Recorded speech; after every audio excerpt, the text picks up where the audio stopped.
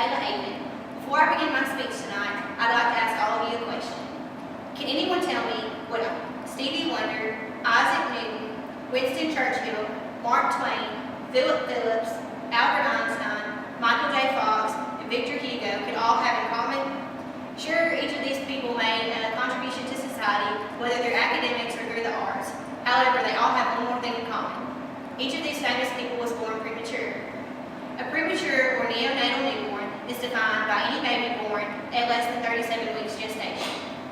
Since each of these babies missed out on anywhere from the last 4 weeks to the last 2.5 months of development within its mother's womb, and are obviously very different from full-term babies, they still require special treatment and stay in a special nursery known as the Neonatal Intensive Care Unit, or NICU. Because, according to the CDC, more than 500,000 babies in the U.S., or 1 in 8, are born prematurely each year, it's important to know a few things about the NICU, such as the vocabulary used there, how easy it is to overload a preemie's senses, and how important it is to never do so, should you ever find yourself caring for a premature baby. As patients in the NICU are so special, there is a special vocabulary or language used there. One of the terms I learned while job shadowing at the Jackson General NICU was a containment hold. A containment hold involves using delivery blankets rolled up and wrapped around the baby to mimic the mother's confined space of her womb. The containment holds help relax the premature babies and keep them eased to help lower their overall stress and in turn improve their health. The barriers provided by the rolled up blankets or bendy and snuggie improve muscle tone and function that a baby is missing out on while outside of the womb. Containment holds provide a sense of security that helpful during the many routines required by these tiny patients.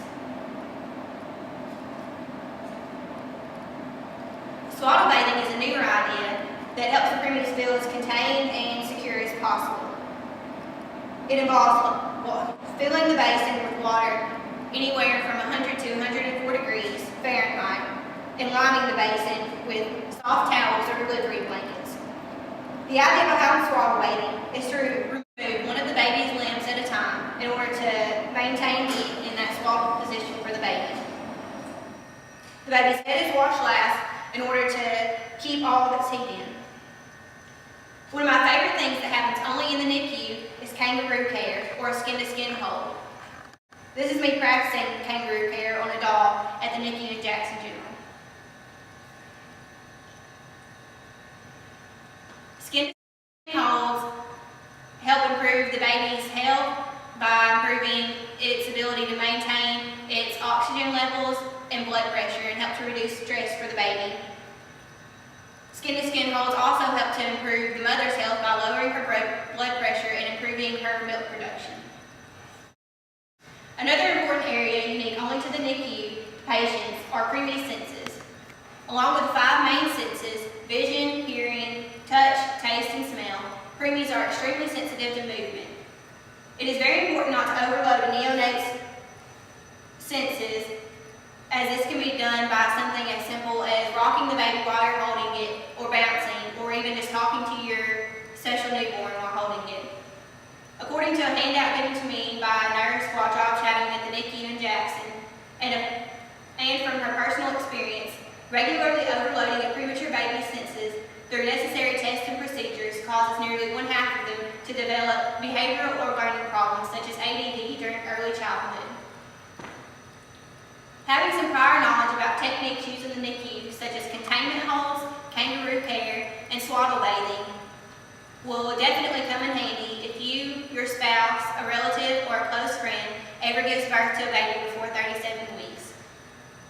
According to the March of Dimes, the rate of premature births has risen 36% in the last 35 years, and knowing about how different and special their care is can help you understand the importance of research on the causes and prevention of early births.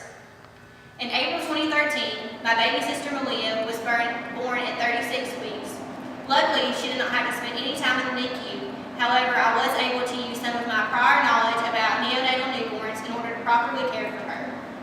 I hope none of you are ever in the same situation, but if you are, I'm confident that you will be able to use some of this information